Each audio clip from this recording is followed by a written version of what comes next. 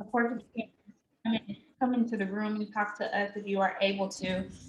Tonight, guys, it's so good to see you guys. It's such a blessing to be able to be here with you guys and have this open forum. We are doing an open forum today instead of a training because I feel like a lot of it is knowledge that's already here. Some people have never heard it before, and there's a lot of knowledge that's on ice. Let's just be honest. And so it shouldn't have to be us giving what most of y'all already know and know that just need to be implemented and maybe need to hear it again, right? Because and I guess I can start with, can I hear my heater? It's loud. Can I hear my heater? Okay, no. Okay, so I'm gonna start with the basics. Okay, we're gonna start with the basics because these are life basics. Okay, life basics, and then we will get into the specifics when it comes to kids of different ages. The life basics, guys, for back to school and for life in general. And that should never cut off. So shout out to your teacher for asking this question earlier today on Monday Meetup. But you should have, well, I suggest having an hourly calendar for yourself and a family calendar. Who needs to make a family calendar? Like, put me in the comments. Yeah. Who has not started a family calendar? If you have not started a family calendar, you are so, and you have multiple kids and a spouse, you are way far behind. Okay, family calendar. I wish we probably have. I guess we could maybe put pictures on that thread. But we personally use. You can go to any store and just get one of those long calendars. You know what I'm talking about? They have the little boxes in them. That's what we use. It stays up in our kitchen, and everybody's activities are on that calendar. If I need my husband to be alerted about something, like actually get an alert, then I put it in our Google Calendar. But out like just our overall general stuff is just all on the calendar. And I actually tell my husband, communicate with me if you put something on there. Because I might not go over there and look at something today, and then you got a meeting today, and you be like, it's on the calendar. Like, bro, I ain't looked at that calendar today. Like, communicate with me. So a family calendar and an hourly calendar. So let's start at the hourly calendar. Let's start there. What are some tips and some areas of opportunity when it comes to an hourly calendar? Like, where are the struggles when it comes to maintaining an hourly calendar? Let's start there. I would say one thing that I struggle with the hourly calendar is like having time designated to fill it out for the stuff that I know is constant. Like, of course, like knowing, okay, this is school time, and knowing we have a training at this time and this time every month. So I'm really trying to find a routine as to if I need to do it at the end of every week for the following week, or if I just need to do it all in one whop. So I think that's the biggest thing that I'm struggling with. And then actually remembering to take it with me so then I can actually follow it, because I don't always copy everything from my hourly calendar into my Google calendar.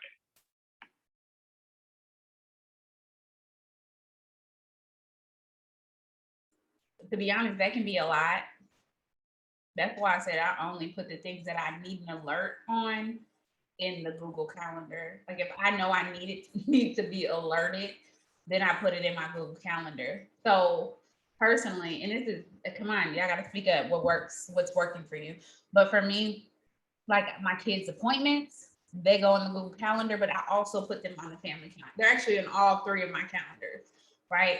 But the Google Calendar alerts me to say, hey, you got an appointment in 2 hours, you know what I'm saying? Or my lash appointment or something like that. I don't put everything in my Google Calendar because it's a lot. That's a lot for me personally. I'll say something. I know for me, like I was struggling with the paper like the actual book calendar, the physical calendar, with me working and coaching and just moving around a lot. I would forget to like open it up and see like what my day looks like. For real, I just decided that at this point in my life that's not what works for me. So I use Google Calendar for everything, and then I have it to where also it's color coded because we use Google Calendar at work. So even like if I have a meeting or something that, or IEP meeting or something that's scheduled during my prep time or whatever the case, wherever, you know what I'm saying? Like I know that I can't plan to do send messages during my prep because I got a meeting or whatever the case may be. So I basically have everything in my phone because I need alerts for everything because I just be looking all in the sky and then be like, oh, okay, I was supposed to be doing this. So that's what works for me because I can be all over the place. So I do need those alerts. So it's just strictly Google Calendar. And then me and my husband share a calendar as well. So mobile calendar. So that's just what works for me. Like the physical doesn't work for me at this point in my life.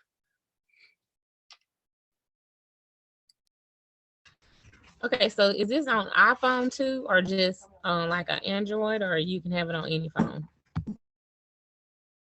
The Google Calendar you can have on any phone. You just need a Google account, I think, right?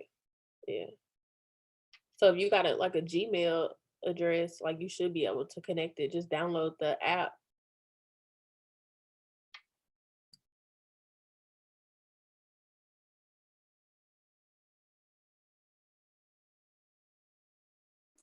There definitely might be a blue page that I need colors and sounds. That's so funny. That might that might be, yeah, some fun, some razzle dazzle. I will say with the family calendar or even with the hourly calendar for me, that is a discipline that I started when I was working.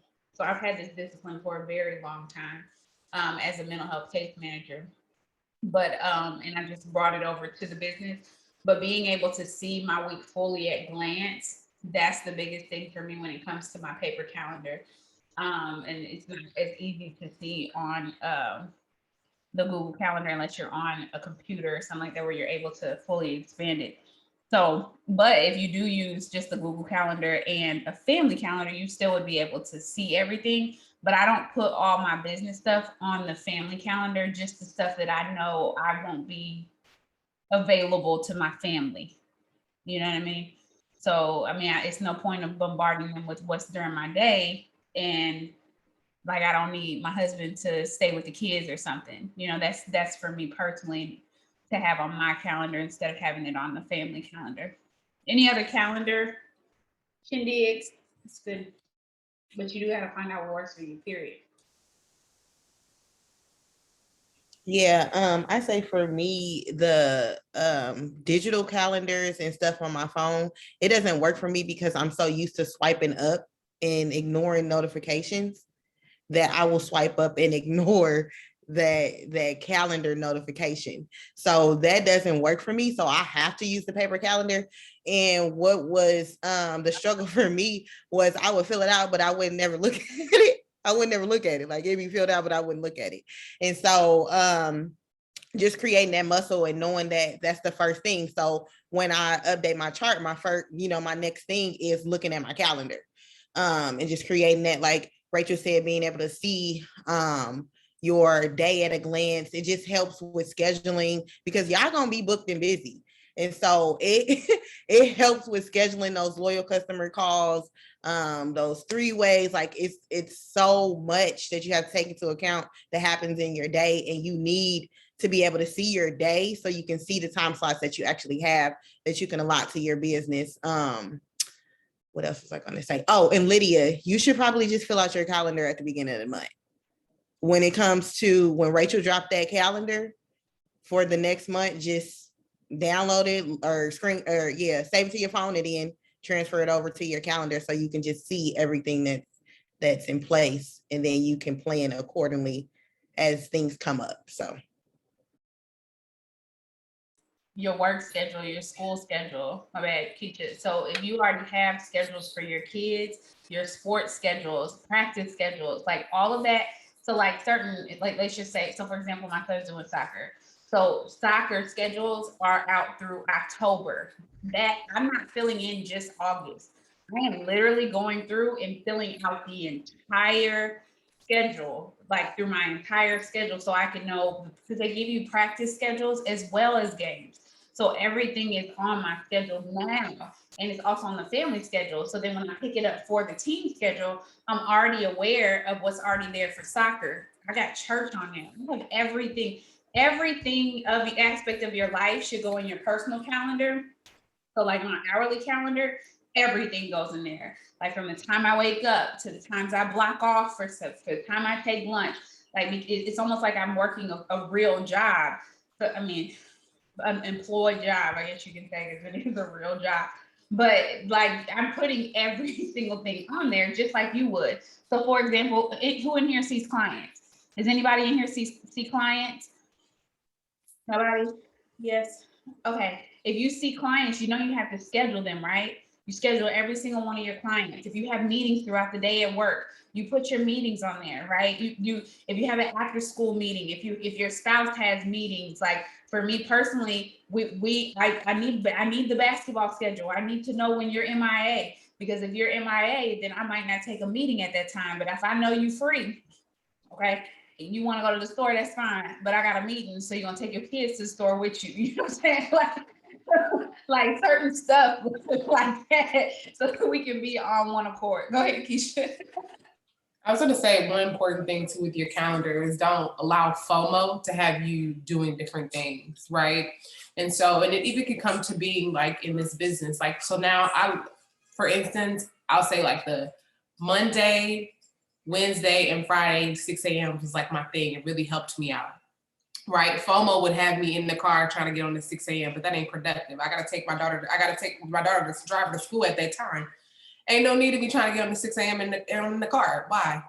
You know what I mean? I just need to allow myself to be where I am at the moment, listen to a book, a quiet car ride, whatever that may be.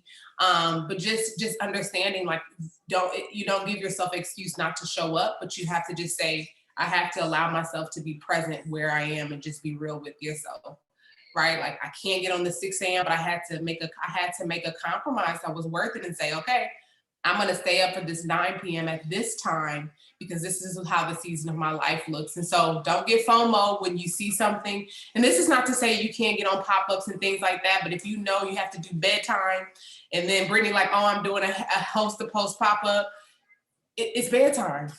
You can't do it. You get with Brittany after and say, can you give me the task, but just really staying focused and not getting FOMO and just allowing yourself to be present with what you were going to be present at so stuff can really get done. Because that was a struggle for me, thinking I can do everything at once, but just give 100%. If I'm cooking, I'm a cook. Ain't no point in me trying to get host to post and cook. Gonna burn your chicken trying to do that. You know what I mean? So just don't get FOMO. Allow yourself to do what you said you were going to do at that time.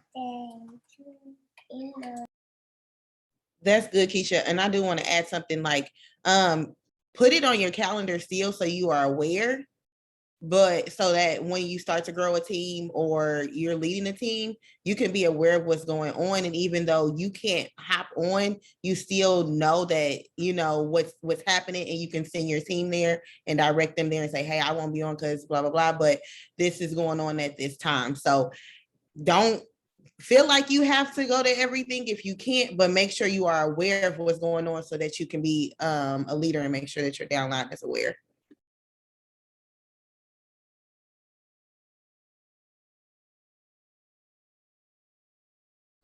Any other tips for calendars? Anybody have any questions about calendars and maybe how to block time or whatever?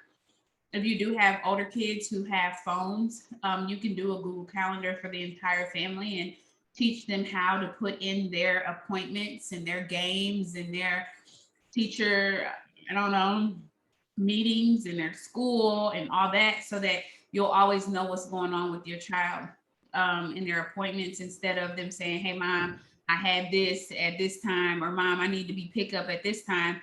I mean, who knows? Because if you like you teach over there with 6 kids, like, you know, you might need a look, and they older, so you might need that stream of communication, and that's real.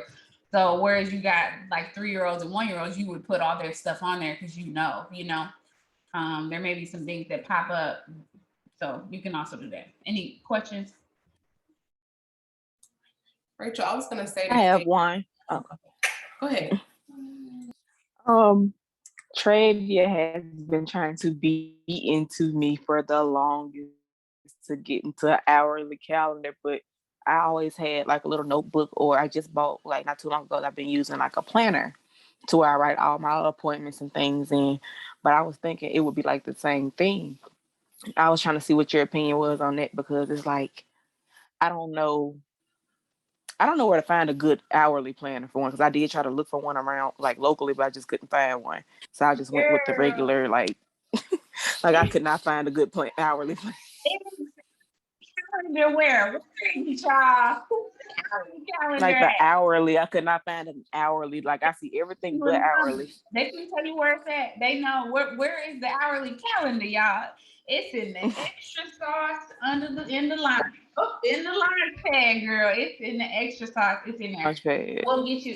There's one on Amazon that you can just order and come to your house if you got that life. You know, maybe you reward yourself when you get some bonus money or something. You Oh can get yeah. Erin Condren. Erin Condrens are expensive. I'm not gonna even for their. I mean, they can each his own. You know, some people like day planners or day designer planners from Target. Sometimes they'll like if you go in there at certain times, they'll have all of them in there, and sometimes they don't have a good selection. It just depends on what Target you go to. So people like day designers. You get the one from Amazon, and then also the Erin Condren. And it is not the same. It is not the same. I've even tried to go away from an hourly planner, and there is something mentally about seeing the time. I'm serious. There's something mentally about seeing the time and actually filling in the spaces. Whereas you fill in the times, and now you just say, oh, 9 to 12, and because you don't see 6 to 8, there is no 6 to 8. You know, because you don't unless you write it on there. You know, so it is a total different, and maybe somebody else can share their experience, but I know personally, even watching other people use other calendars because they wanted to try it their way, it did not work out. It did not, because it was like, okay, what you doing at this time? Where's your spaces here? Or you don't even see the spaces because you don't see the times. So you don't see the area of opportunity. So girl, go. You can go to Target today and see if they got. It's just blank. Yeah, it is. Exactly. Yes. I'm definitely gonna go look for one. Yeah, the hourly calendar gives value to the hour. Because when you start writing it in, you start to see how valuable each time get. When you get 8 to 9, 9 to 10, you start to be more strategic about what I actually want to put in there. But I was going to say, Kate, you know, with your schedule, it is busy. But the great thing about your schedule is you're not busy by surprise. You know what I mean? It is not surprise. So, it's, you know, Monday through Friday, you're busy from 8 a.m. to 7, which is a long day. So kudos to you. But you already know tomorrow. It's not a surprise. Like it didn't come by surprise. And that's the great thing. It's like you being busy does not come by surprise. And so since it's not coming to you by surprise, then you don't have to react to it. You get to plan for it. You know what I mean? You get to say, what's going to be the best way for me to make sure for me, I had to put something in the crock pot before Monday meetup started because I knew how my day was going to go today. And I knew if I didn't do that, I would have been overwhelmed trying to pick my daughter from gymnastics and then feed her and then cook, you know what I mean? And so when you know you're going to be busy in advance, plan to be busy. So, you know, you have to say to yourself, I don't have to be overwhelmed by this busy day because it's coming to me in advance. So I know I can do this, I can do that, I can do this, I can do that. Then of course you can allow some grace in your schedule because rarely something may come up and something happen that you can't control. But for the most part, it's just the same thing. And so the glory of something being the same is you can schedule it the way you do it. So now you can kind of say, let me look at tomorrow today. You know what I mean? Let me look at tomorrow today and the day after today. And what are those moments that come in where I know I get overwhelmed? And so for me, I know I get overwhelmed when my kids like, I'm hungry, and I'm trying to cook. That overwhelms the mess out of me. Like that like ticks me off, right? But it's something I can control. Right. So when I was getting overwhelmed by that, it's because I wasn't controlling what I could control. And so now think to yourself, what can I control today? Maybe I'm going to have to make some egg muffins tonight. Maybe I'm going to put some oatmeal, you know what I mean? Or I'm going to have to find ways where I can spend less time doing busy things. And so that would be my advice to you is, you know you're busy, and since you know you're busy in advance, you control your busyness, right? And you say what tomorrow is going to look like today. Hope that helps. One thing I was gonna say, in regards to what Imani was saying, I feel like I do agree, like this hourly planner definitely changes the game. And the reason why I was so attached to planners was because when I was in undergrad, it was easier for me to maintain a routine with a planner because all I had to do was just write, okay, my assignment is due on this day. I didn't need a specific time. Everything was due whenever the class was, or if it was online, it was due at midnight. So I used the planner for that and I stuck to it. So when I got into this business and Rachel introduced the hourly calendar, even the Google calendar, it was kind of harder for me to adjust because I'm like, oh, these are times. But once I actually got into like what it is that I was supposed to do, I was like, okay, this makes a lot more sense because I'm scheduling things now. So it's not a constant routine. Like I know I got this class Monday, Wednesday, Friday, this class Tuesday, Thursday. It's more so like, okay, well, I know I have this at 5 o'clock. I need to block this time off so I can do this. So that's why the hourly calendar is definitely a game changer. I use my planner honestly just to reference certain things, but I don't live in my planner as much as I used to. That's definitely like how I am like actually coming out. I was even mainly like learn to use a planner when I was in high school because I had a teacher that was just like a college professor and she taught us how to use that planner. So just like how you said that, I'm conditioned to that planner, but definitely about to be about that hourly calendar. Like, gotta get it. It'll change your life even when it comes to class, because if you can get your hourly calendar in, because I mean, going back to college, like when you did use well, I know me personally, it was just for the assignment. It was just to know what you had to do, but you never told yourself when you're doing it, right? That's what it is. You are literally allotting time for certain things. That's what you're doing. So even for example, if Keisha's planning for tomorrow and she knows she has to do crock pot, there may be a 5 a.m. that says crock pot. You get what I'm saying? So that she knows, okay, 5 a.m. I'm prepping food to put it in the crock pot. Then 6 a.m. doing a power hour or whatever, 7 a.m. in the car, whatever, you know? So it's telling your time where to go, because if you don't tell your time where to go, it ain't going nowhere. Or actually it will go somewhere. It ain't gonna go where you want it to go, but it will go somewhere. You will. You'll be like, oh, I got time. Like, no, you don't, bruh. Like you don't. You put in so let's talk about what you're planning and then let's move on from that. So you putting in your drop in the comments. What are you putting in your planner? What are some events that you're putting in your planner? Drop it in the comments.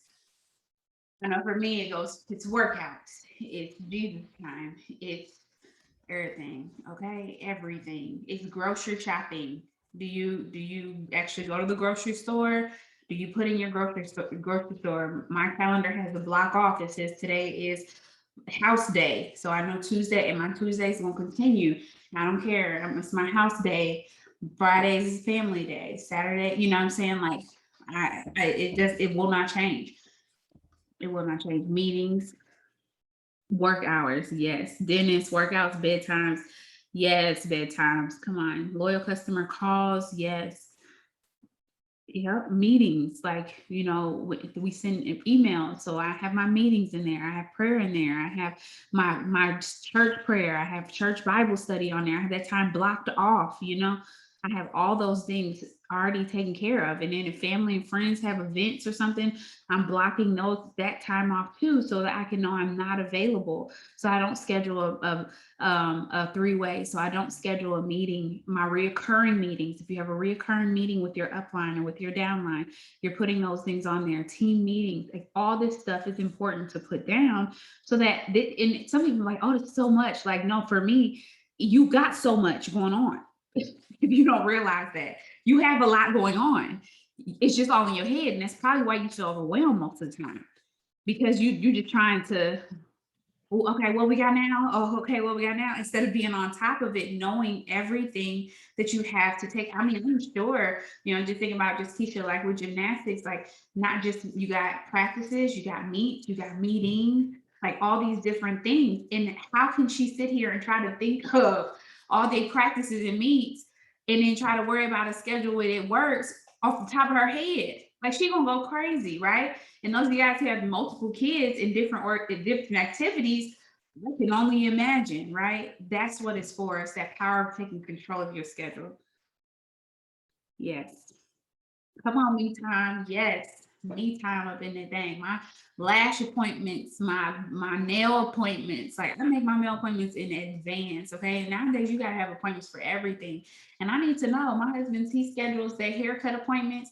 That's going in my calendar. So I can know I gotta watch my kids at that time. So I gotta be prepared. So I don't take no calls. And I gotta watch the Z Boys. Yes. All right. Let's move on past that. So good. Calendar is really important, y'all. That's like the bulk of everything. But we move on to like what y'all want to talk about? Meal planning? You want to talk about meals? Meals. Okay, we'll talk about meals and then we'll go into bedtimes. Okay, we'll go into bedtimes after meals. Who got some? Because this is the real thing. Like we'll talk about meals first. We can talk about lunches. We can talk about your meals. We can talk about dinner. Where would you say the area of opportunity is for everybody? And you can say it's all of them for me, sis, like all of them. It's all of them. Well, I'll start. I know at the beginning of the year when we did the Daniel fast as a team, like just really to stay on track, because I'm the type of person where I only eat a couple times a day. And next thing you know, it'd be 6, 7 o'clock and I ain't took nothing out to thaw out or anything. And so guess what? We at Wendy's. Okay. So just really planning out for the whole month. One of my coworkers I used to work with, she's like, yeah, I just write out my whole meals for the like on the calendar. She write out her meals for every day. And so she goes to the grocery store for, so that's what I've been doing, utilizing Walmart pickup. And as a matter of fact, today we put an order in and it was just like, okay, what do we want to eat for the next couple of weeks so that we can have all those ingredients? And we did that last month. And I was like, babe, do you realize that we haven't went back to the store to like have to buy like stuff for a meal? Like I actually have everything that I need for a meal because I sat there and planned it out. So really, I think the biggest thing is just planning it out. So even if you can't do a month, that's a little crazy for me, but you can start with a week or 2 weeks, plan out what it is that you want to do. And then I know with school starting back, I'm a teacher, like after school, it gets crazy. So from leaving work to picking up the kids, it's cool. I can drive to Walmart, sit in the car with the kids and let them load my groceries, or whatever the case may be. And then already have meals planned out because it is crazy. Like you're balancing trying to come home. Well, I don't have homework at this point because my kids are young, but just spending time, playing on the floor, letting them crawl all over me and slap me all in the head or whatever it is they want to do.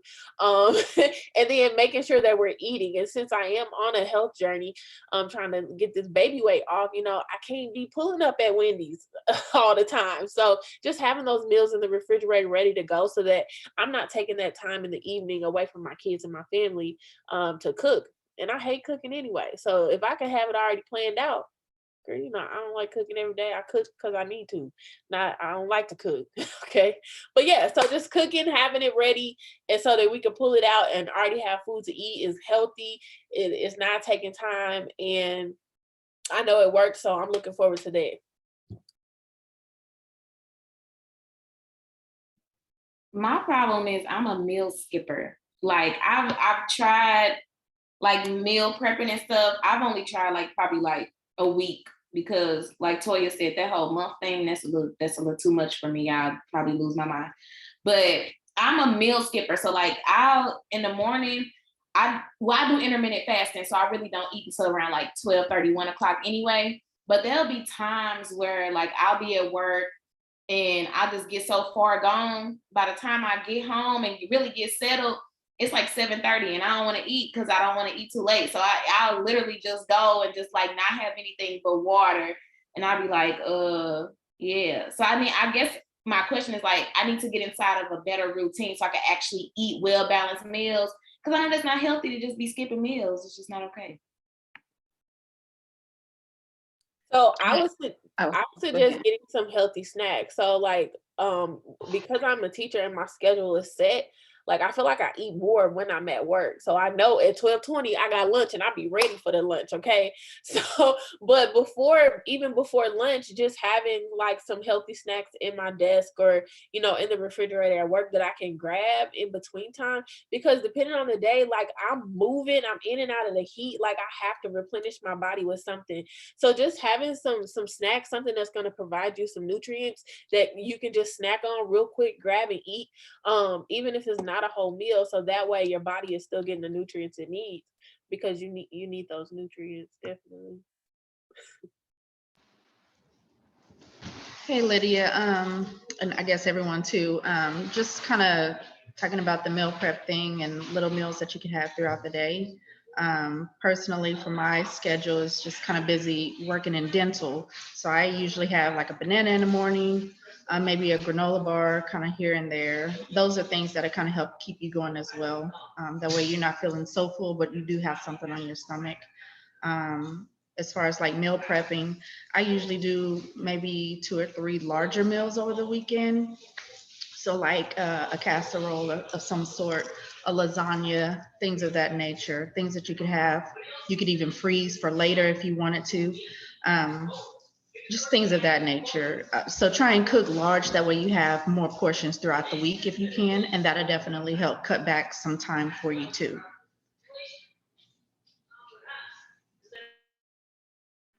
I was gonna jump in on the meal prep because I've been very successful with meal prepping, and I've had times where it's just like, okay. So the first thing I was gonna say, especially to Lydia, is just like to decide what you want to do. Like, what is it? Is it gonna be like carb cycling? Is it gonna be keto? Is it gonna be low carb? Decide what you want to do, and then actually, thank you, Rachel. Shine and gel, okay, the Shine and Jam. It's the best thing for natural hair. I'm just gonna do that little plug. Um, but find out what you want, and then also, like, if you're doing intermittent fasting, and I've learned this, like, you can't skip meals, because like if you're doing OMAD, which is 1 meal a day, your body's going to get used to 1 meal a day. But if you're doing multiple meals a day, then your body going to get used to that. So like if you're switching it and doing like 2, then you're doing 1, then it's kind of like out of whack. So it's not really being effective the way that you wanted to. And we could talk off, on the side about just intermittent fasting. But for me, I know doing using your products. So like I'll do the keto coffee, and then I'll have my first meal, which might be like eggs, sausage, or whatever. And then I'll have a smoothie, and then I'll have my last meal. And then I won't eat anything until after 7. I won't do it. And then I'll do it again the next day, the same thing. So like having that window. And on Sundays is usually when I cook, because I don't like cooking a bunch of stuff. But if I do meal prep, which I know is the best way to just be successful with life and just weight loss, it's just so convenient, because if you don't, you're going to make a bad decision. You're just going to do it. So I do them on Sunday, just cook everything on Sunday, and cook just like enough for a week, because what you don't want is to like it to be like spoiled, or it's just not right. So I would say cook like a week at a time, and then go from there. And use your products, because a lot of them, like the Skinny Brew, keto coffee, like it'll fill you up. So it's kind of helping you with like the cravings and all of that you want to like snack, and it'll help with that. I would say there's different ways to think of meal prepping too, because I don't like meal prep a bunch of food, but like for instance, what I made for dinner today, I only meal prepped the meat, and then I was able to then make, because I knew that was what was going to consume most of my time in the recipe. So just depending on if you're cooking for a family, or deciding which of the 3 meals that you're cooking that I don't have time to cook. So if breakfast is that meal I don't have time to cook, then say that that's the meal that I'm going to prep. I'm going to find something that I can do that will be easy for that meal. But sometimes meal prepping can look different for different people, where perhaps I'm just prepping the meat, perhaps I'm just seasoning something, or something that's cutting my time in half. And so find what meal prepping looks like for you. For Robin, it's on Sunday, she cooks everything. For me, it may be the day before, I may season something, or something that I know will cut my time in half. Or like breakfast, my husband wakes up early. I like to feed my husband, but I'm not waking up at 4 a.m. to make him breakfast. It's just not gonna happen. Like That's not me about that life. But I know some ways, you know, I know I can make an egg casserole when he know how to work the microwave. Like that it works, you know what I mean? And so just figuring out which meal am I willing to sit and do things, and is there something that I can do with this meal that will cut the time. So when I put the stuff in the crock pot, the meat was already cooked, so it really only took about 10 minutes to do it from start to finish today. So as far as me actual wrist work. And I also add, like, don't buy stuff for your kids that you wouldn't eat. And that's just real. Like, stop buying your kids junk food because you will not have discipline not to grab it unless I believe that 99% of people will grab something. Maybe not every single day, but every once in a while you're gonna grab one of the fruit snacks. You're gonna grab one. So stop buying it or buy the healthier version, right? So now I buy the healthy fruit snacks. So in case I do want some fruit snacks, they ain't got no sugar in them. You know, they'll live. You know, if I do want to grab one of my kids' juices, it's sugar free. Praise the Lord. You know, so stop buying this bad stuff for your kids. You know, if you buy chips, there's only certain chips that we buy in our house. We buy the real ones. We do. I remember when Pam said that a long time ago. We don't buy Lay's anymore unless I don't like the baked kind. But anyways, get some kettle chips. Get something that is actually good for you. Your kids will be okay. I promise you, they will. Especially the young ones. My kids don't know what real juice tastes like. We don't give it to them. It's not a thing in our house. So just know that you're in control of your house. That's a good one. A good one too. The real ones are the real. So kettle chips are real potato chips. They're actually real ones. A Cape Cod is like the real good ones. You get the low sodium ones. But I like the ones from Aldi's. You can get the blue corn chips, you know, during the Daniel fast. Those are the only ones that we use. The blue corn or just the regular corn chips or the whole grain chips. Those are really good. Your family will get acclimated to what you buy. I promise you, they really will. They'll get acclimated to it. So yes, that's good. Anybody else got anything else about meal prepping? You can meal prep for your kids too, guys. Meal prep their lunches. You can meal prep their so for example, my son he makes his own breakfast every single morning.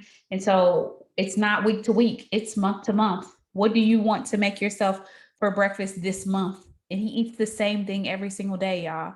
Like there is nothing wrong with repetition. And I remember I learned this from Craig Rochelle a while back, listening to his podcast. And I was like, wait, you eat the same thing? He said, I eat the same thing every single day. And my husband that's his life. He eat the same thing every single day. He would eat the same thing all day, every day. And a lot of people do because it takes too much energy. You're wasting energy trying to figure out what in the world you're going to eat, which is why a lot of people don't plan their meals, or they hire somebody to worry about their meals for them. So, you know, what can you get into? So like Lydia said, since she shared there, can you get into something that's repetitious? So for example, for me, prior to my child, but we'll even say now, so I don't eat breakfast. I just have my just celery, I have my coffee, and then I have breakfast for lunch, kind of what Robin just said. So my breakfast, my 4 pieces of bacon and my 2 eggs, that is my breakfast. I mean, that is my lunch, but it's breakfast. And then I have another meal, and then praise God, trying to stay away from all the snacking, but it's cheap. So same thing when it comes to the next meal, it's just one other meal and then I'm done. So, and then if you do, like Toy said with the snacks, what are your go-to snacks? This is something I learned during the Daniel fast too. Do you like nuts? Have nuts on deck. Do you like, I don't know, dried fruit? Do you like, or just regular fruit? You kind of want to stay away from fruit because of all the sugar, especially at night. But if you can do fruits. Do you like, I do cucumbers and ranch. I know, you know, if I do cucumbers and ranch, I do sunflower seeds. Sunflower seeds is a good snack, you know, besides the sodium. So what are your go-to snacks for yourself? And the same thing for your kids. What are the go-to snacks for your kids? How about this? Drop in the comments some snacks your kids love. My kids love cheese and crackers. Okay, like cheddar cheese and saltine crackers. I love them. Apple slices and grapes, apple salt. Yeah, we do that. Oh, okay. Almond butter. Keisha, stay fancy. I cannot. Yes, popcorn. My kids love popcorn too. It's a really good snack too. Yogurt. Yes, yes. Yogurt is a good one, y'all. Yeah, and let me tell y'all, if y'all not shopping at at Aldi's, y'all missing out. I don't know. We don't have a Save a Lot where I live, so Save a Lot might be a jam. I don't know. We don't have a Shop and Save around here no more neither. But Aldi's is life. They snacks for kids are life for real. Yeah, she's it. Can I say something real quick, Rachel? Yeah, go ahead, girl. Hey guys. This is what I have found trying to just take care of my overall wellness in general. Decision fatigue is a real thing. So it's just like if you don't know what you want to meal plan, you're spending a lot of energy trying to decide just what the heck am I gonna eat. And before you know it, you 2 hours in and you got other stuff to do. So the way that I like to do it, and this is something I thank the Lord I have mastered, is I'm on Pinterest in my free time, thinking about my next step. Okay, so I know I'm coming up on a wedding. I know I want my kids to be healthier in general. Like we got a boxer in the house now. She's an athlete. She had to eat right. And I'm not going to be spending all of my time trying to figure out what is this child supposed to be eating. So I think about the things I don't want to do. I don't want to cook. I don't even want a meal plan. To be honest with you, I'd rather spend my time doing something creative. So I know for sure I don't want to spend my time trying to make a decision about what we're going to eat. So Pinterest is my friend. You don't have to reinvent the wheel when it comes to certain things, is what I'm trying to say. So make yourself a board. We mostly vegetarian, moving toward being vegan, for the 4 of the Howards. So look and see what other people are doing. You know, if you're trying to go vegan, start with what you already like. I love Mexican. I'm obsessed with Mexican food, right? I know from my body shape, I can't have all the calories. I can't have all the carbs. So I just figure out how to make it vegan. So start there. Start with what someone has already created. And it's like so many resources out there. I know that you start digging, it's like, God, I got in here now. What do I pick? Start just one meal at a time. And as you make your list, like my list is right up here. As you make your list, breakfast, lunch, dinner. That's what I'm working on. Breakfast, lunch, dinner, 2 snacks. Just start there. And as you get fancier with it, as you get more consistent, you'll be able to plan out for 5 to 7 days. And you'll be able to take that list, take that to the grocery store. Now you know what you're doing. Try to figure out what is it you don't want to do. None of us want to be sitting here doing all of the busy work. So make it easier on yourself. Look at what somebody else is already doing. That's good. And I don't know if you guys remember the tip. I don't remember what call we were on a while ago where they said you can have a snack bin for your kids. So your kids are just going into your cabinet. And we gonna pray because I'm gonna lock my cabinets, but you know, because your kids, they just go in there and just be getting whatever they want. Like, Lord, you know what I'm talking about. If you're a parent, you get it. You just bought the fruit snack and they be gone the next day. Like, so if you can do those bins, you can actually buy bins and then set them out on your counter and just put what it's gone, it's gone. They ain't starving. You know what I'm saying? Go drink some water. Ain't that what they used to tell you? If you hungry, it's because you need to drink some water first because you actually thirsty. Drink some water. Oh, you roughing because mine don't. My 1-year-old right now go up in there and say, I want some grapes, and have the grapes out and just eat them.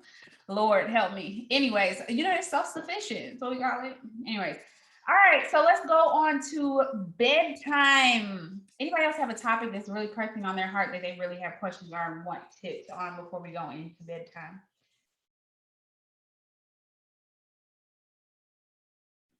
What's your biggest struggle with your kids going back to school? Because I even like after school time and how to plan your schedule, or we can talk about, but I think bedtime is imperative because if every parent can get bedtime down, you'll have your time and you'll be able to attend evening meetings. And this is one for me. Like this is real. My bedtime and my kids' bedtime, and starting and when to start and how to get into the habit of it. And it's not I don't feel like it, or it's not working out today. So that means that I give up and I'm just gonna let my kids be up until after my meeting. Like, I'm telling you, don't do it. Don't do it. So any other questions? No, what are your I was even gonna say speaking up for yourself when you have things going on, and knowing that even with your child's school, like you do have a kid that's in a sport. My daughter's her schedule, the time that they ended school, like the pickup line and her having to be at practice, they collide and had to drive to the other side of town. But I also looked at their schedule for school, and I noticed the last basically hour, they basically have a recess, snack, and then pack it up for the pickup line. So I emailed the principal and asked if she could approve for me to pick my daughter up at 2:10 so that I can get her to practice without me having to overwhelm her, and she doesn't have to be late. And so sometimes just don't be afraid to speak up for yourself. I went straight to the source and I said, she's a competitive gymnast and this is what I need. And I've already looked at the schedule. She's not missing anything academically. And so if you can support me with being able to just pick her up at this time. And so just find those places where maybe I need to ask for help. And I know that this overwhelms me and this overwhelms my child. So if it overwhelms me, if she getting dressed in the car and then having to be at practice for 3 hours, like it was my job to speak up for her. Like, y'all it's snack time.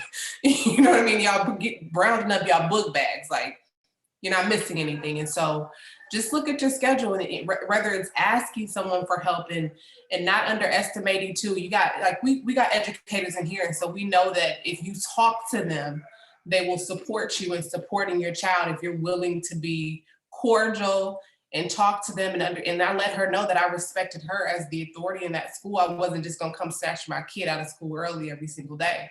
You know what I mean? I had that conversation with her. So communicate and see how can I make things easier for myself, and just don't be afraid to ask. She was like, oh my gosh, yes. In her head, she thinking, I better, just in case, she be somebody. I don't want to be that principal.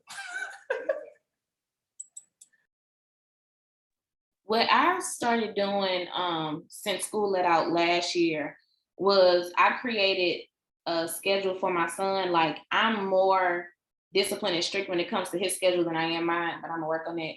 But because I know this upcoming school year, he's going into the building, I had to start creating a routine that would fall in line with him going into a school building versus last school year, he was virtual and he was at home all the time. So I just started blocking off a certain time where we would strictly work on schoolwork during the summertime. So then he would know, okay, well, after I finish with schoolwork, I get this much time. And then his bath time is always a specific time. So then it gives him time to mentally wind down, and he prepares himself like, okay, yeah, it's time to go to bed. So he'll have time where he's in his room and, he gets probably like 15 minutes with TV or his tablet, and then it's time to just lock it down. So then he knows by 9 o'clock, 8:30, 9 o'clock, it's time for him to go to bed. So I started creating that routine. So then once school starts, it's nothing that's new to him. I just have to get a little bit stricter on it. I just got a question in the comments about going full time, but having children at home. So I'm going to tell y'all straight up that when you have a child in the house with you and you are working this business full time, you can try to go with the wind, fabulous, but it will not be fabulous. I'm gonna just tell you straight up, like, you're going to have to, because even, for example, like right now, what I'm doing right now, the schedule we have right now, it will not work when basketball comes. Like, it just will not work, because I will be a single parent and I will still have meetings, and not a single parent in real life. Brianna, I know you'll be there, praise the Lord. But I will feel like a single parent, okay? I will, because he'll be gone so much and I'll have to do so much. So I have to have a routine. I have to have a routine, right? And can I just empathize with every parent on here? Getting a routine for your child is not easy, but oh well. It's the same thing when it comes to this business. Doing the business is not easy, but oh well. It's very simple to put your child down. They're gonna scream, so they want to get up. Duh, like it just is what it is, right? But if you didn't have a choice and you had to get up for 5 o'clock in the morning the next day, you can co-sleep. But a person like me, Lord help me today, getting delivered. A person like me, I wanted a man in my life, and so I kicked my son out the bed, and then Lord, I let my kids back in the bed. I don't know what happened. So I kicked the baby out the bed because I wanted to just to be, when I got married, I wanted it just to be me and my husband in the bed. And then, anyways, but we still have kids. So clearly you can see that. But I crack myself. But the best thing you can do is to teach them how to sleep in their own bed. I remember a friend told me a while ago, because I am a co-sleeper. I love to co-sleep with my kids. And she told me, she said, how sad is it that your son or sons, because I have boys, don't have any, are not okay being in a bed by themselves. And I was like, oh, I never thought about that. I don't want my kid to grow up always wanting to have a cuddle buddy. Let's just be real. I don't. I want my kid to be okay with being by themselves and sleeping in a bed by themselves. And so you're going to have to just go through it. And then you set a schedule, and you every day, you might try it for a few days. And if it doesn't work, you adjust. If you need to work while your kid is sleep, then do that. For me personally, I'm a high chair mommy. So my kids sit in the high chair, and I can go over they can be watching Miss Monica or something, and they can be working. I have a big old basement. My kids can be all playing in the basement to get their kids, plural, so they play together, and I don't necessarily have to occupy them. But if you have one child, you may have to occupy them for a little time. So, what activities can you set your kid up with? You have to get creative and figure out what works, but you have to create a schedule. So you can always, kind of like what Brittany said with Pinterest, you can go on there. There's Tyler schedules on there that you can try out. They have little blocks of time where you can do certain things. And just believe me, kids can be very entertained by different stuff. And it doesn't have to always be you. It really doesn't. And so just going through and being creative. Anybody else got anything? I would say with bedtime with your school age kid, it really starts the moment that you get out of school. Even from us being organized as parents, like if you push dinner back late, you setting yourself up to push bedtime back late. So really the time that you get home, it's starting. You know what I mean? Like bedtime is starting at that point. And so I know dinner is always that focal point. And so we don't know we're gonna eat by 8 o'clock. You already set yourself up for not doing it. But then also I think that conversation with your kid makes a big difference too when they feel a part of it. This is what we're gonna do. Bedtime is gonna be at this time. And it's been a little harder here because it's been 8:30, but it'd be bright. It'd be bright. It'd be bright outside. She'd see the daylight, right? But just having a conversation why it's gonna be important. Like tomorrow, listen, you literally about to be out of this house until 7 p.m. My suggestion is you go to sleep, and really making them understand it. And so for me, I understood like it started as soon as I get home. And so I got to have my mind right and prepared for her when she comes so I can be like, boom, this is what you eating.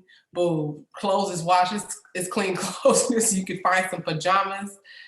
I done eating, I turned the shower on for you. See, I'm helping you out. But as soon as you come home, and it's not that you're pushing them into the bed. And I was say, shout out to you, Toya Walker. You be getting your babies in the bed, okay? I'm like, man, she be getting the babies in the bed. I'm working on that. I ain't good at the whole crying thing, but anyway, yes. But I noticed that with Lily, from the time that we get home, I have to have that in mind. Everything that I'm doing is building up to this moment where they're just like, all right, I'm ready to go to sleep now. So you have to remember that. And so if we feed our kids at 8 o'clock, we can't be mad if they don't make their 9 p.m. bedtime. Like we've literally pushed their entire evening. So we have to remember the things that we have to do as parents to set the evening up for bedtime to happen.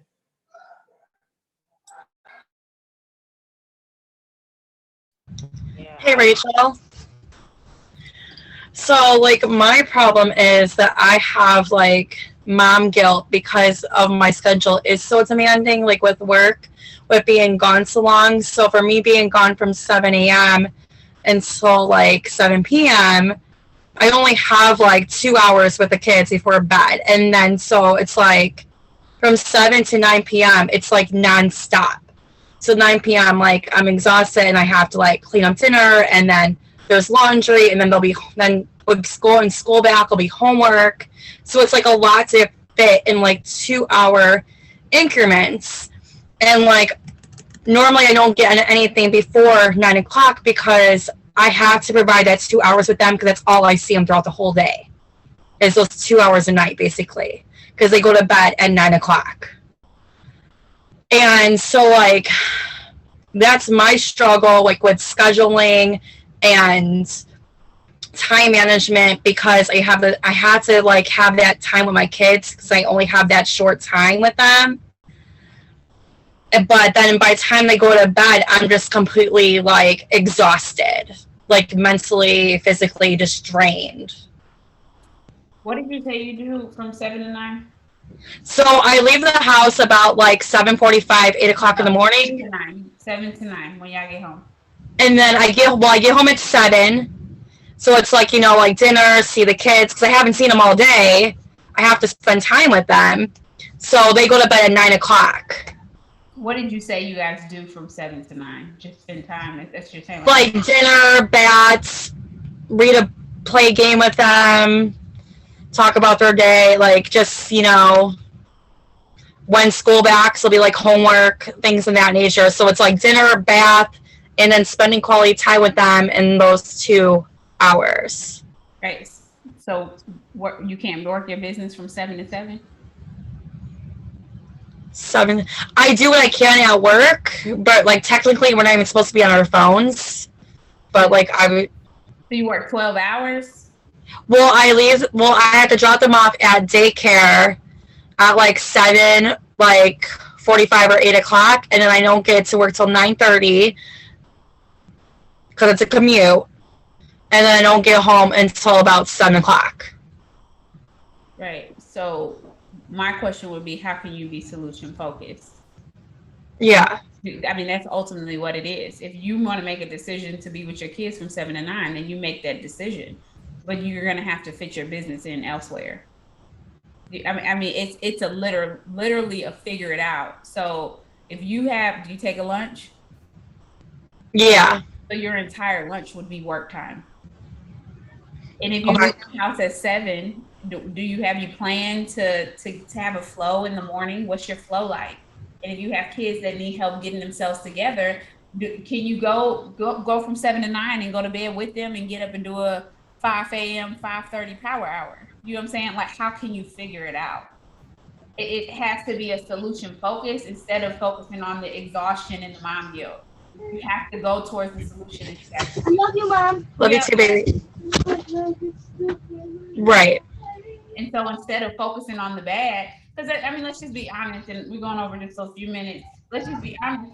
When every mom on here can harp about something that they're not doing right. Right?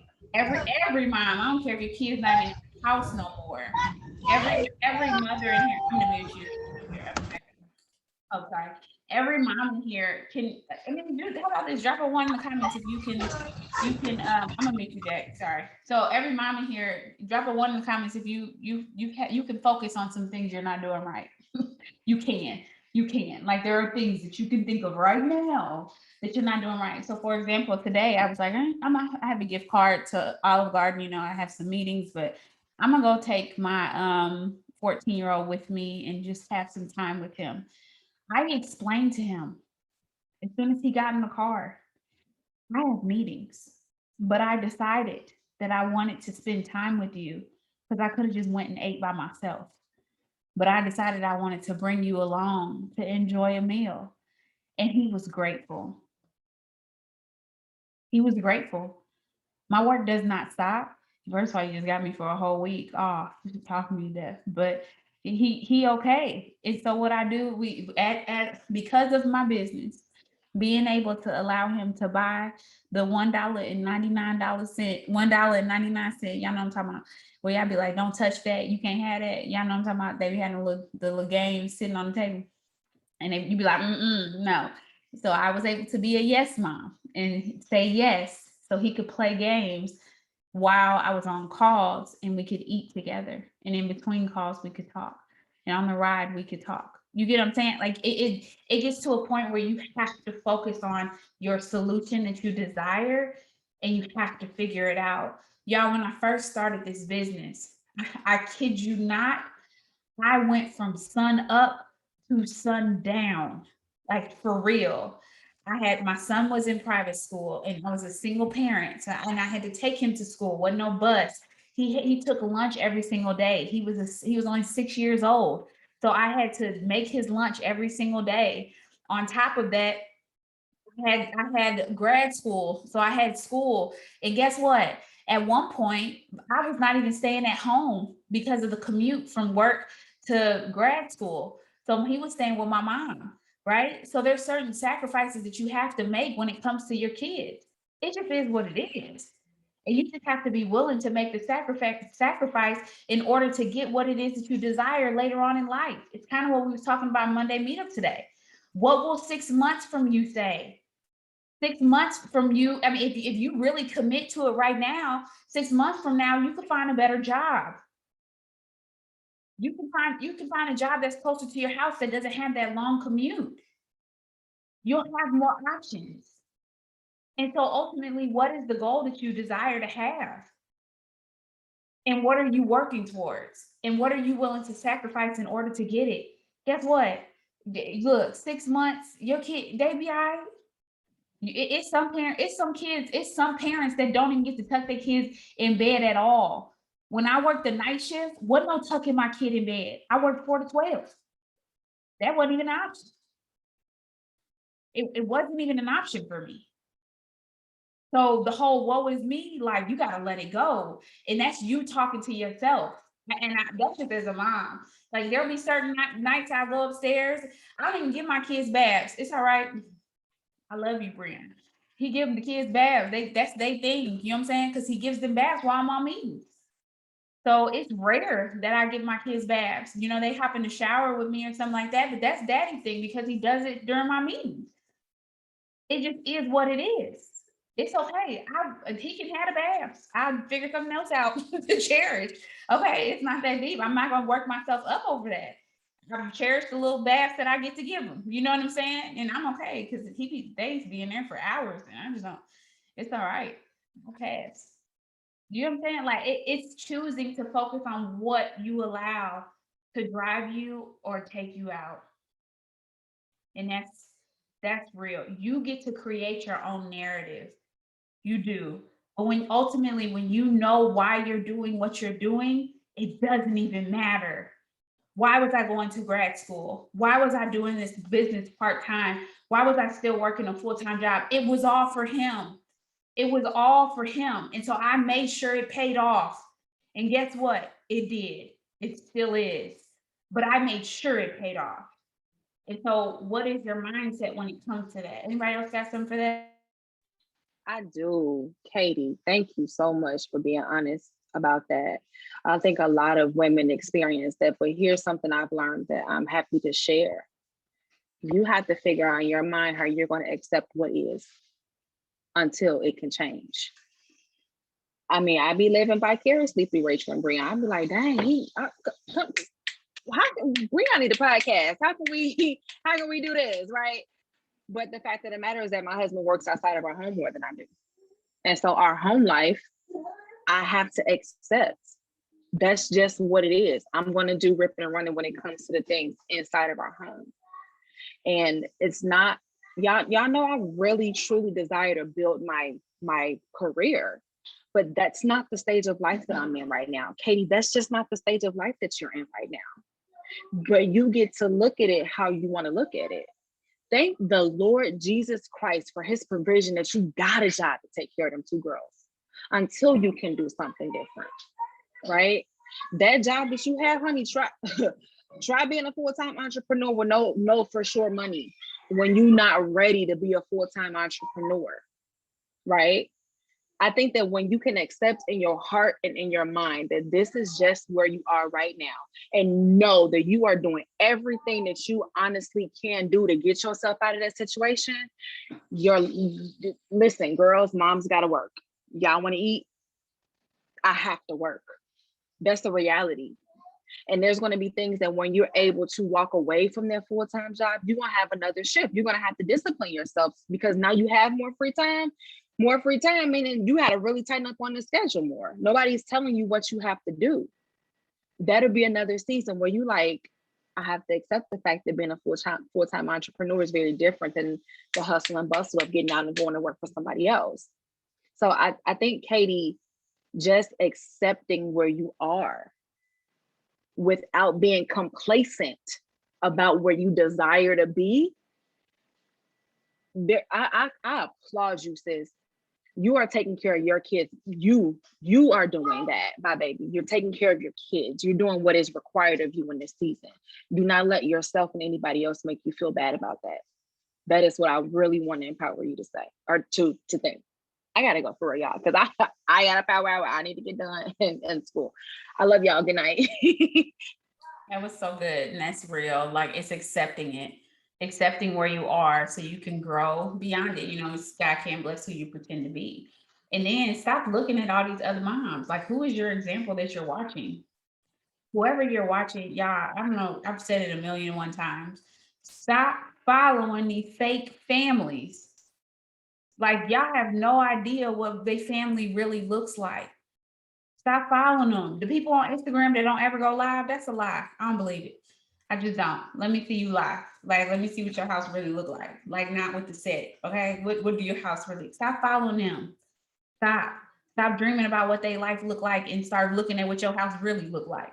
Okay, go fold your own clothes. You know what I'm saying? Go wash your own toilet. You know, focus on what's really going on, and then find you some authentic people who inspire you instead of make you feel bad about the parent that you are. Don't do that. If you follow people and you feel some type of way, you got a lot of we talked about this on Monday meetup. I'm gonna make sure I put this up, but you got a lot of soul searching to do, but then you need to figure out what's up with you and what you really want. What do you want? In watching their life, y'all, do not be a person who watches somebody else's life and desires their life. You cannot desire a life without a story. And that's what I was saying about the products. When it came, we talked about it in Monday meetup. At the end of the day, you don't know what the functioning of their body. You don't know, you have no idea. Their liver may not be at the same capacity of your liver. Their heart the volume that their heart pumps blood at may be different from the way your heart pumps volume, whatever I'm talking about, blood, whatever. Y'all know what I'm talking about. It's just all different.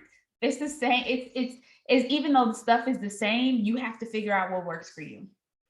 But I'm gonna tell you this, you got to get yourself in a place of, like she said, accepting where you are and being okay with the process to get to where you want to be. Because everybody had a process. I had a process to get to where I want to be. And each new child that we bring into our house, we have to create a new process. Each new year that a kid changes age, we have to create a new process because there is something new that's coming into our life. You know, I've never been a mom of a 14, 3 and 1 year old. Okay, when everybody turns a different age. I've never been a mom of a 15, 4 and 3 or 2 year old. It's a new thing. And I have to evolve into what it is that's going on in my household instead of looking at what's going on in everybody else's household. But like what Keisha said, if you get some friends or you get into a place of vulnerability or you get into community, you can say, oh, Keisha has an athlete. I have an athlete. Let me ask Keisha, okay, let me hear some of her tips, and then let me decide if there's anything I can pull from that and implement into my household. Right? So the person who asked about being full-time with a kid at home understands that I have a kid at home. I'm not gonna tell her about just my regular kid life because my husband is home. But guess what? I fought hard as heck to get my husband home. I did. I busted my butt so we could be a full-time family. But during basketball season, it just is what it is.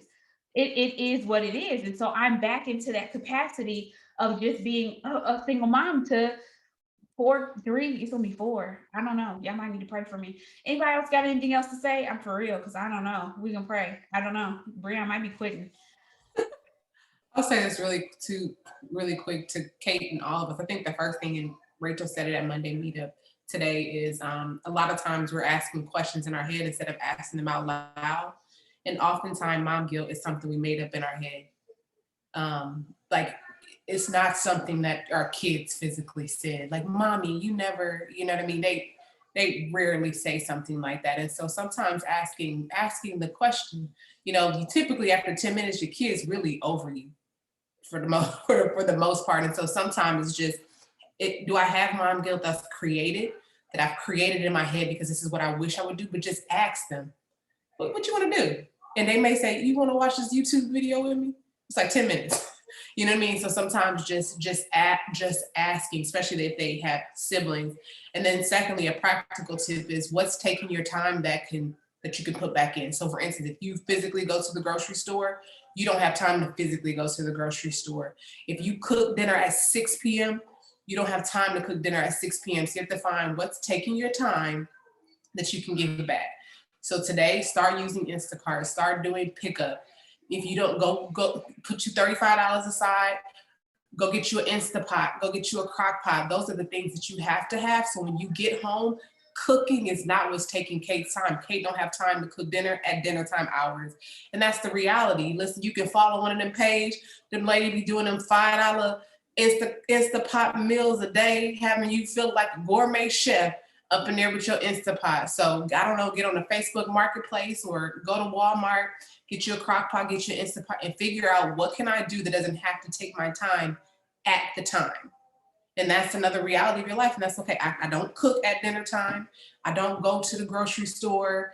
If I got to go to Target, I do Target pickup. And so what things take your time that doesn't have to take your time is a really great practical tip. Like now I only go to the grocery store if it's an absolute emergency, or I want to go like to Trader Joe's or something like that. You know what I mean? But if not, that I can't give my time to the grocery store. Stresses me out, right? But I had to have a friend that kind of pushed me into that, into that space. But that may change when I get some teenagers. When I get some teenagers that can stay home by themselves, I may want to roam the aisles of the grocery store. That'll be my life then. But right now, so I want you to do that. I want you to write out what's taking your time that you can give back and free up some time that way.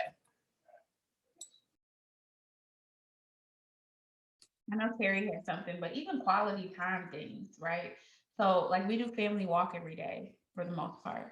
After family walk, they done. Like they get in the bath and they be so exhausted. Like it's a done deal, right? So what are some things that you can do that if that's very quality, if you guys have bikes or they want to just walk a mile with your kids, come home and they feel like they have had quality time with their parent, whereas everybody in the same room and on electronics and doing all different type of stuff ain't quality time no way. So just really thinking about how to have a structured time or play a game, play Uno together, and then they go about their business. You know what I'm saying? Like do something like that. That's so good. Go ahead, Terry, and then we're gonna get off here, y'all. Okay, well, hey y'all.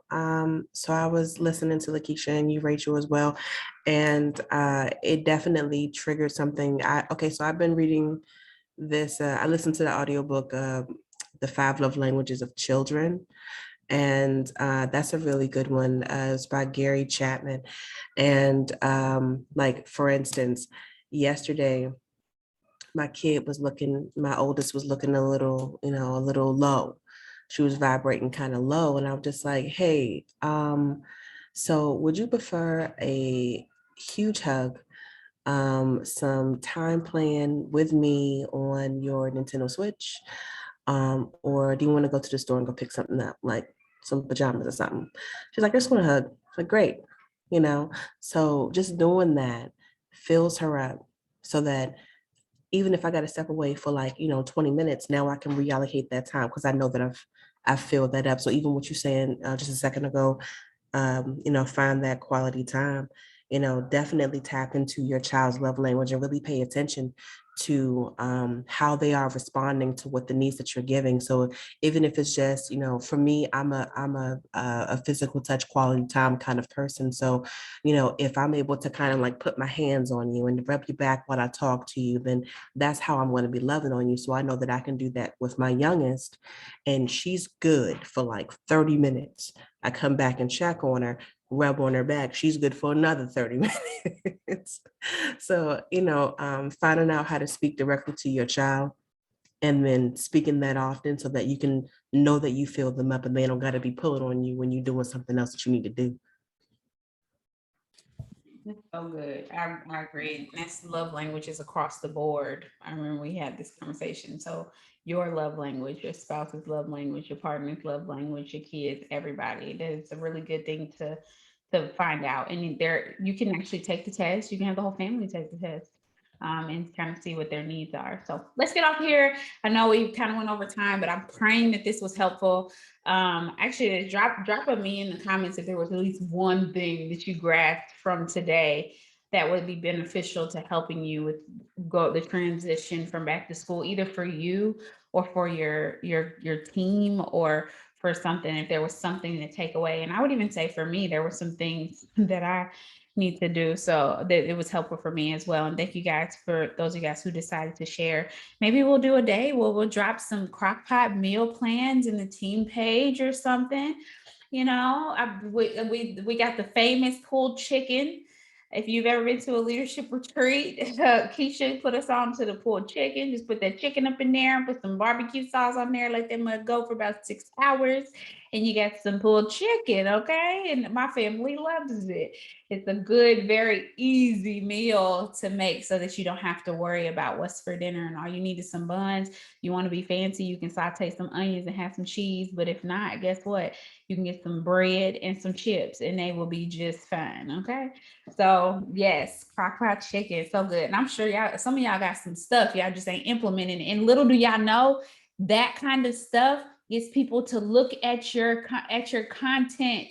People want to know. They gonna start gawking over your life, like, oh, she got her life together because she made crock pots. Like, no, I don't. But hey, if it makes you follow me, then praise the Lord. Like, you know what I'm saying? I'm for real. People will watch you just to see what you put in the crock pot today. I promise you. So let's get off here. It's gonna be a great year. We're gonna be successful and we're gonna help people along the way. Hot mess, but dinner done. All right, Keisha, go ahead and pray us out. God, we're so grateful for your presence here. We're thankful, God, that you have given us wisdom in this moment. I'm grateful for every single parent, every student, and everything, God. We thank you for structure. We thank you that we get to be parents, that we get to be students, that we get to have full schedules, God. So we are just going into each day with full gratitude, approaching each day with dominion and with power, saying that you have put us in each day to dominate. So from here going forth, God, you have just set our businesses to another level because we're making a decision to implement all of the wisdom that you've given us in this moment. So thank you for every parent, every teacher, every student, every father, every support person, every grandmother. We ask that you show them special favor in this moment, God. And this is just going to be an amazing season that takes our business to a whole nother level. In your son, Jesus' name we pray, amen. I'm gonna end it and you can hop back on for the power hour. Bye, y'all.